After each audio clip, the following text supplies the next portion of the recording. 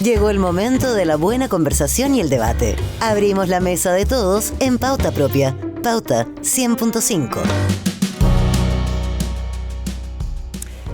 Tenemos harta contingencia política nacional, ¿verdad? Estamos en la antesala del anuncio, entre otras cosas, del gabinete del presidente electo José Antonio Kast, que se ha convertido en un test político. El fin de semana alguien me decía, oye, esto de hacer un cambio de gabinete cuando todavía no anuncias el gabinete y ni siquiera estás instalado en el gobierno, es un hito político interesante de mirar. Ha habido una performance acá en torno a la configuración del gabinete que ha sido bastante particular. Filtrar nombres, testearlos ante la opinión pública, que se caen, no se caen, etcétera.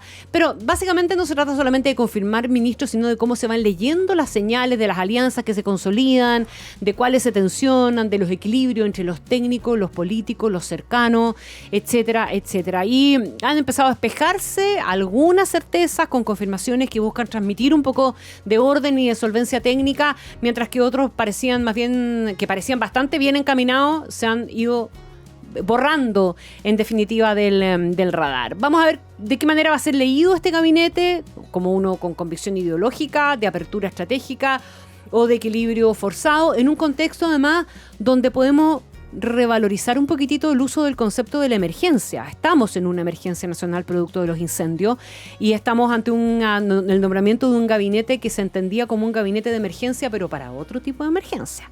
Analicemos el tema con momento clave, ¿verdad? Y vamos a hacerlo con una dupla muy querida de este programa, Juan Pablo Lavín, gerente general y fundador de Panel Ciudadano UDD. ¿Qué tal? ¿Cómo estás, Juan Pablo? Muy bien, muchas gracias. Y con Camilo Férez, director de Estudios Sociales y Políticos de Acerta y director ejecutivo de Descifra. Querido Camilo, ¿cómo está usted? Muy bien, gracias. Ya, estas dos miradas complementarias, como lo han sido hasta ahora, para leer el momento político, más allá de nombres propios. Y en el contexto en el que estamos viviendo, ¿verdad? Primero, yo creo que hay que preguntarse si se ha dicho que el gabinete se debería presentar mañana, 20-30 horas, en una suerte de cadena nacional a través de los canales, de los noticiarios de televisión. Pero la contingencia debiera cambiar un poquitito esa... No sé si el fondo, más si eventualmente la forma en que se instale la presentación de ese gabinete y algo del discurso con esta, comillas, revalorización de la palabra emergencia. Juan Pablo. Sí, probablemente lo que se debiera hacer y en lo que deben estar pensando en la OPE o ya enfocado en eso es la oficina del presidente electo. La oficina del presidente electo es que sea algo mucho más sobrio de lo que se pensó en el primer minuto, digamos. Uh-huh. Podría ser una oportunidad también, pero hay muy poco tiempo para hacerlo, de presentar como a un gestor de emergencias, casi que una figura un poco distinta a un ministro, sino como el delegado de reconstrucción, como ese tipo de figura, alguien que esté como en un periodo de transición, que pueda trabajar tanto en la emergencia hoy como en lo que viene después de la reconstrucción, como una suerte de puente. De puente, claro. Quizá eso estoy soñando y es muy difícil políticamente de hacer, digamos. Pero en el fondo, ya lo dijo el presidente electo, que están ya trabajando en el caso, se junta, se en la mañana ahora, digamos, con el presidente, hay muy buena disposición de ambos lados, reuniones con el equipo que va a estar a cargo, ya está el Ministerio de Vivienda, de Obras Públicas, el Ministro de Defensa. Yo creo que si bien esto obviamente es una desgracia terrible, digamos, el empezar con una emergencia de alguna manera va a despejar todos los focos donde se les podía pegar en el los fondo. Flancos débiles, los flancos débiles que tienen que ver sobre todo con que no hay tantos nombres de partidos, que dejo de lado a la UDI, a Republicano, a RN, todo ese tipo de cosas ya quedan como demasiado superficiales frente a una emergencia de esta índole. Uh-huh. Y es una oportunidad también, Camilo, aparte de lo que describe Juan Pablo, para cambiar el tono del traspaso también, ¿o no? Que se ha visto, de hecho, en los últimos días. Ayer el presidente Boric llamando y subiendo al carro finalmente al presidente electo, el presidente electo también diciendo que esto no es para pasar cuentas, sino que es el momento de trabajar unidos, etcétera. Claro, esta es la condena de todo gobierno, equilibrar el texto y el contexto. Y por lo tanto ellos tenían un texto, este texto de la emergencia, entendida como la emergencia en migración, delincuencia, ¿cierto? Y empleo, crisis económica, anda a saber tú, como lo podrían significar dependiendo del momento, y esta crisis que es una crisis material y efectiva. Creo que se cruza además con una característica que ha tenido la elección de José Antonio Kast, que es este funcionamiento como de testeo permanente que tiene con la moneda chica, la OPE, ¿cierto? Con él haciendo una gira internacional, aún como presidente electo, no como presidente en ejercicio. O sea, ha tenido la posibilidad de tomarle la temperatura al agua en varias materias. Y eso tiene de dulce a grasa. O sea, yo creo que por una parte le ha permitido sacar los dedos del enchufe en algunos casos, ¿cierto? donde ha generado demasiada resistencia. Probó que había corriente y lo sacó. Y por otro lado, tengo la impresión de que también va a cortar las que ya son cortas lunas de miel, porque desde la perspectiva de la ciudadanía, hay algo del ejercicio del cargo que él ya está haciendo. Sí, entonces, se te produce con esta precuela, digamos, se te produce una especie como de sensación de traspaso por etapas. Y eso es un poco también lo que juega, yo creo, que el presidente Boric. Entonces, sí, va a tener que hacer un ajuste, va a tener que hacerse cargo del contexto de esta emergencia en particular, probablemente en lo simbólico, tal vez tenga, como dice Juan Pablo, que nombrar algún bombero a cargo del tema en específico, pero a muy corto andar, obviamente, todos los otros problemas que nosotros hemos visto que se están acumulando, los problemas que ya tiene con los partidos, las notas que están tomando en la oposición, bueno, también se la van a manifestar y por lo tanto, desde el día 1 va a tener que estar equilibrando esos palillos chinos, yo creo, el presidente electo. ¿Tiene algo de bueno? Porque gastarse la luna de miel por anticipado probablemente puede tener efectos adversos después, ¿o no? Bueno, tampoco es que tenga mucha alternativa, digamos. Son largos estos periodos. Es que son muy largos estos periodos, pero yo tengo la sensación de que Kast ha quemado cartuchos como yo no tenía mucho recuerdo de alguien que los hubiera quemado. Piensen ustedes que ya tuvo una respuesta del gobierno peruano a una política que él debía implementar desde el 11 de marzo en adelante. Oye, digamos, ya ha tenido ¿verdad? respuestas de candidatos a ser ministros que le han dicho que no. Por eso, como cambios de gabinete, es como si hubiera hecho un cambio de gabinete cuando ni siquiera ha nombrado un gabinete. Sí. Claro.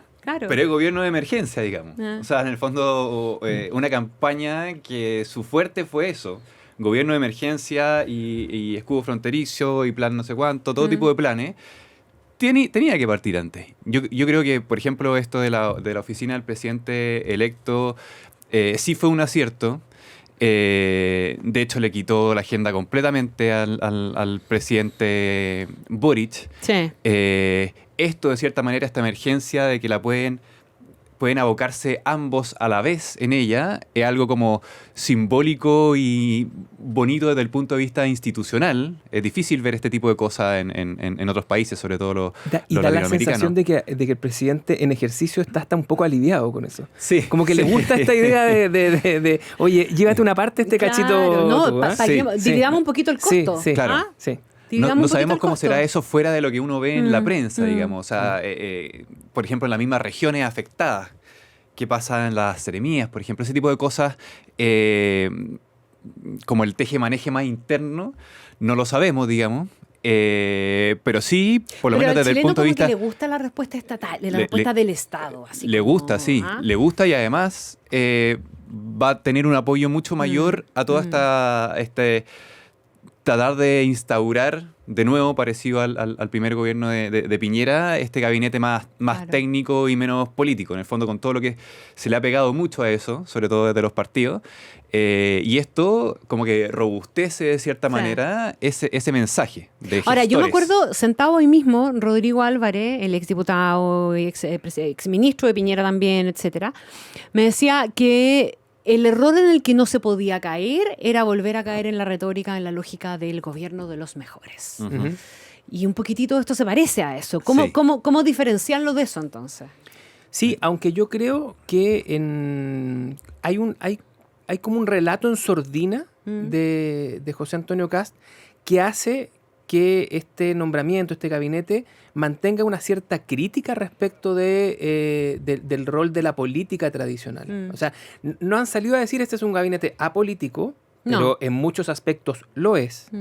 Y por otro lado, ¿cierto? Él ha mantenido una distancia. Yo me acuerdo mucho de como el rictus de Bachelet respecto a los partidos cuando veo a José Antonio Kast. O sea, hay una confianza, desconfianza de yo te mantengo suficientemente informado, te respeto y todo, pero en realidad no es como hacía Piñera, que de frentón les quitaba la sartén.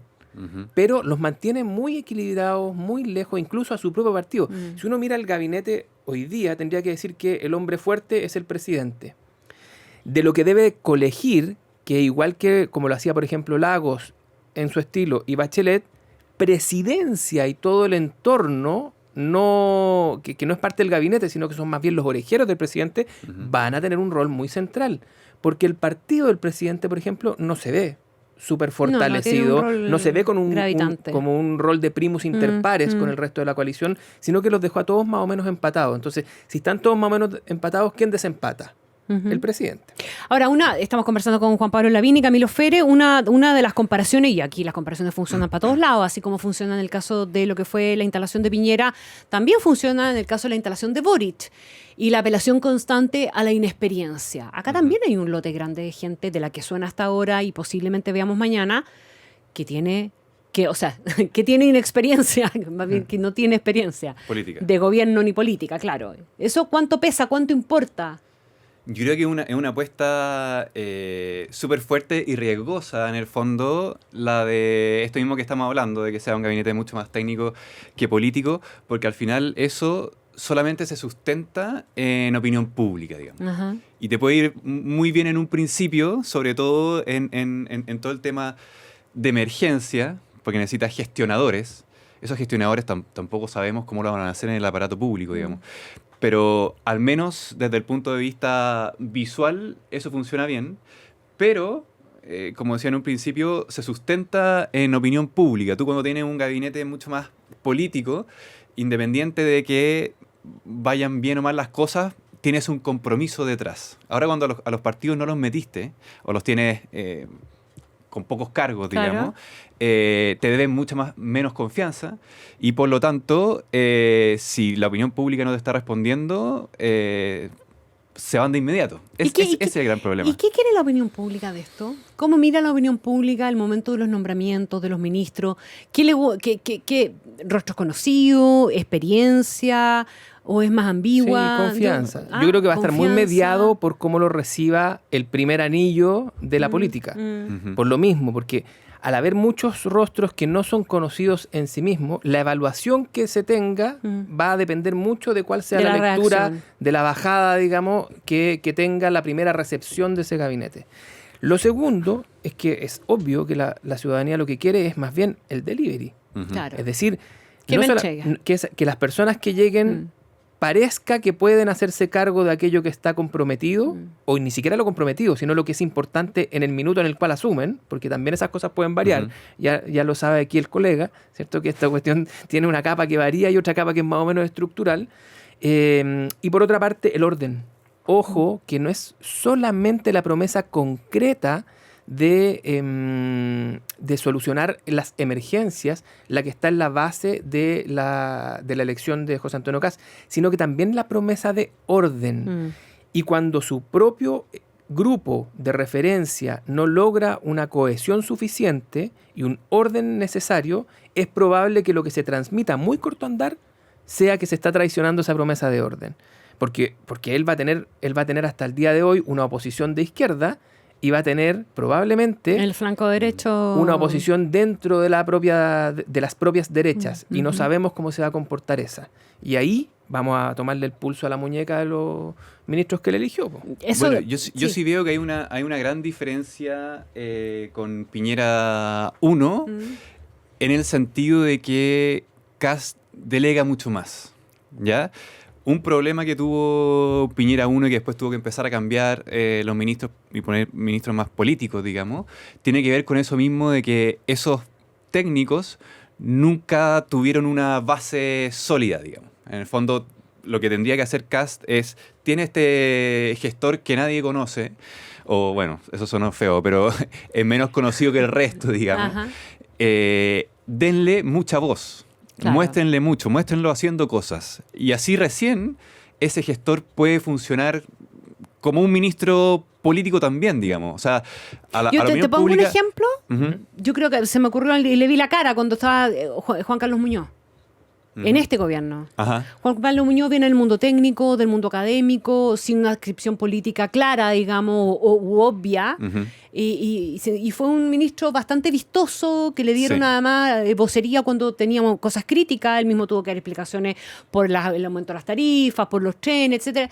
De alguna manera es como, me lo imagino como en esa lógica, en la lógica del desempeño de un tipo como Muñoz, ¿no? Sí, y pensemos que un gobierno de emergencia tiene que estar muy plasmado de eso. En el fondo, estar mostrando que se están haciendo cosas.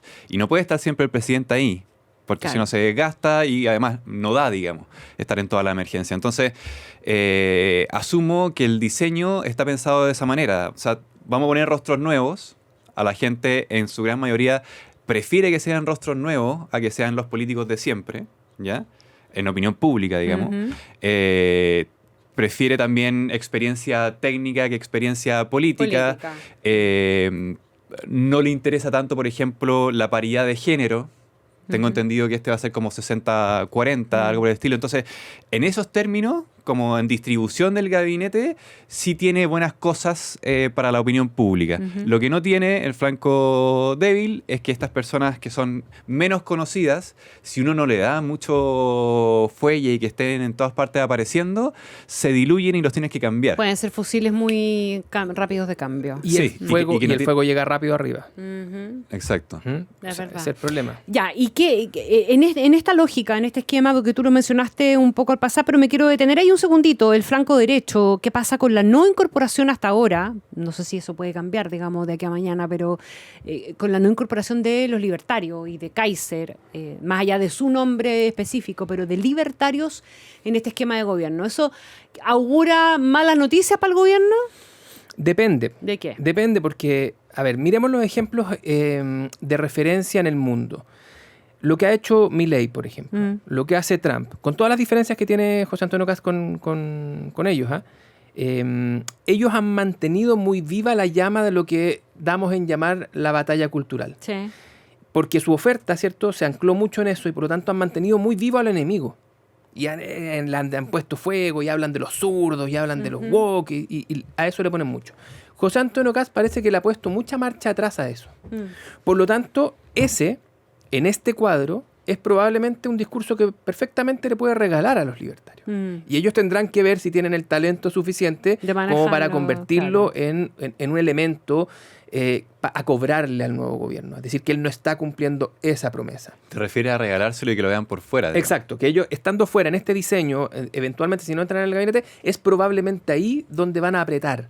Ahí donde van a decir, no nos están, como ya lo han dicho algunos de los representantes de ese mundo, aunque sean los laterales, cuando ponen a Undurraga en cultura, están poniendo a alguien que no tiene nuestras banderas. Ujú. Bueno, y ahí hay dos posibilidades. O José Antonio Kast le dice sus banderas, no nuestras banderas, o efectivamente entra en esa disputa. Y eso está por verse.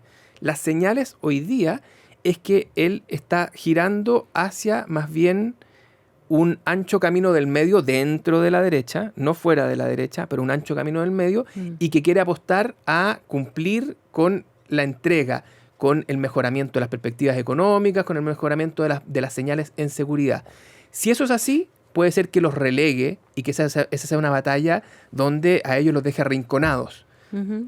Ese es el escenario positivo. El escenario negativo es que con ese arrinconamiento apaniquen al equipo interno del gobierno y ellos comiencen a sentirse presionados desde la derecha y finalmente se les genera un desorden interno. Yo creo que esas son las dos grandes familias de las posibilidades teniendo una oposición de derecha. Sí, es muy difícil de construir ese contrafactual de qué hubiera pasado si estuvieran adentro. Como dice Connie, en verdad todavía no sabemos si van a estar adentro o fuera. Pero yo tiendo a pensar de que es mejor para el gobierno, más fácil de administrar, que estén afuera. O sea, estando dentro, creo que los mismos problemas que pudiera tener potencialmente estando afuera, los iba a tener igual. Entonces, eso de, en el fondo, Pero damos tendrían que ciertos nombres. apostar, perdona que te interrumpa, pero en ese caso tendrían que apostar y jugársela por marginalizarlos. Es decir, por no Sí. darle entrada, por mostrarlos Claro. como una agenda marginal Ajá. y sectaria. Sí. ¿Pero sí. qué le conviene?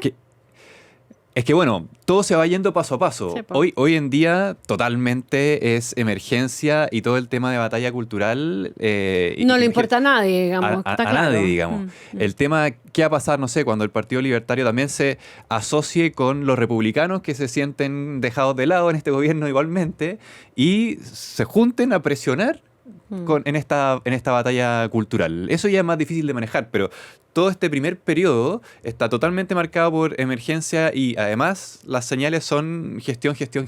Ahora, Kast sabe de eso. Y todos han tenido su Sí, arrancado. sí. O sea, Kast fue eso para Piñera.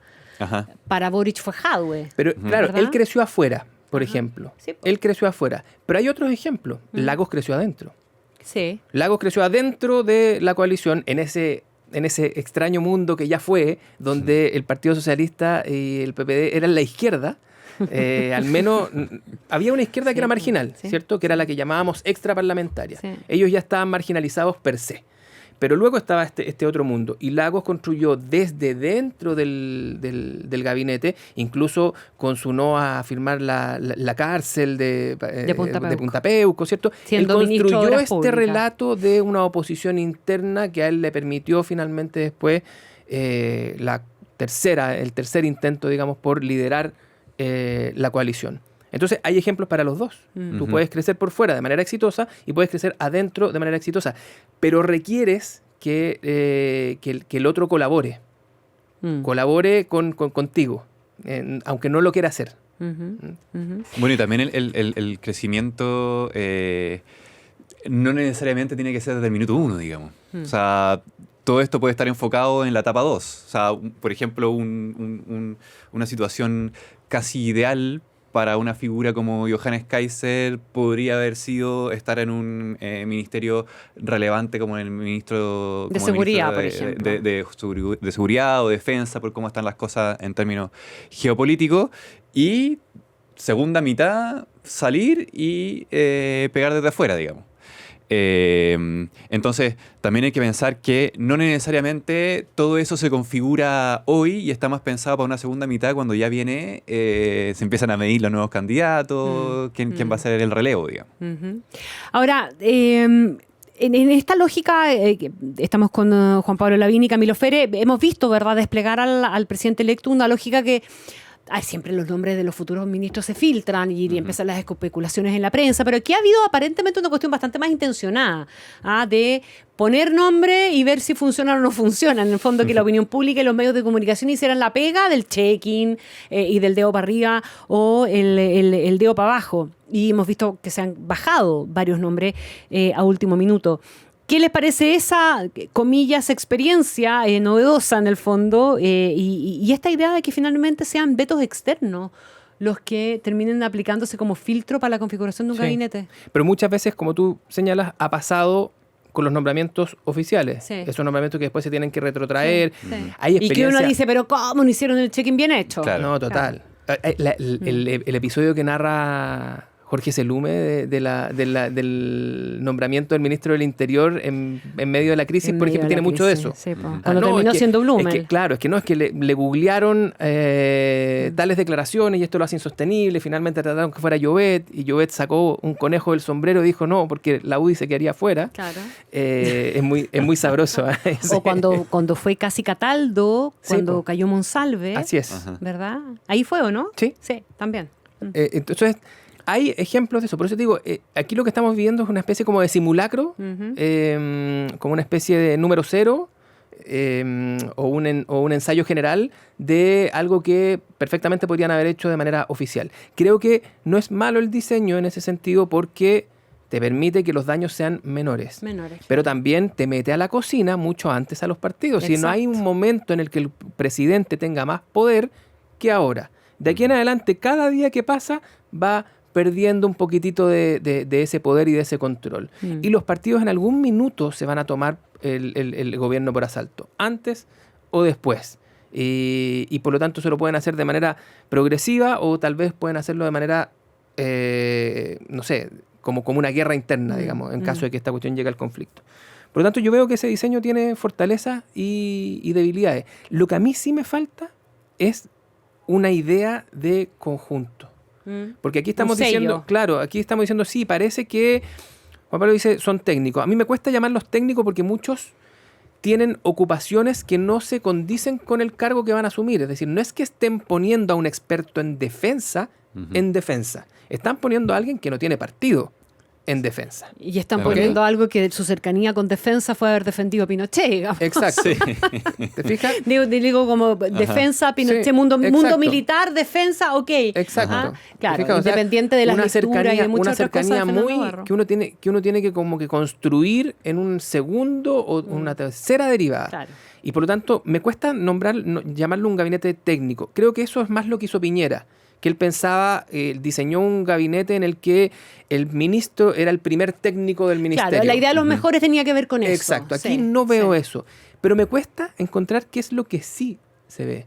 Veo una transversalidad, una cierta amplitud, un quitarle la pelota completamente a los partidos, pero veo el no y no veo el sí. ¿Qué es lo que sí quiere este gabinete? ¿Cuál es la señal que sí quiere entregar? ¿Cuál es el dominio que sí quiere tener sobre el escenario político? Eso yo creo que está más o menos ausente. El manido relato, si tú quieres, que le dé un poco de sentido de cuerpo a lo que se va a presentar mañana. Igual yo creo, Camilo, que estoy totalmente de acuerdo contigo, es un buen punto de que más que técnicos, la virtud desde la opinión pública que tienen es que son independientes. Claro. Y ojo que la última vez que convertimos a los independientes en virtud terminamos con la lista del pueblo metida en la cocina. Sí, pero sigue siendo bien visto ser independiente todas. El punto es que al no ser conocidos, los puedes vestir de muchas cosas, digamos. Para la opinión pública.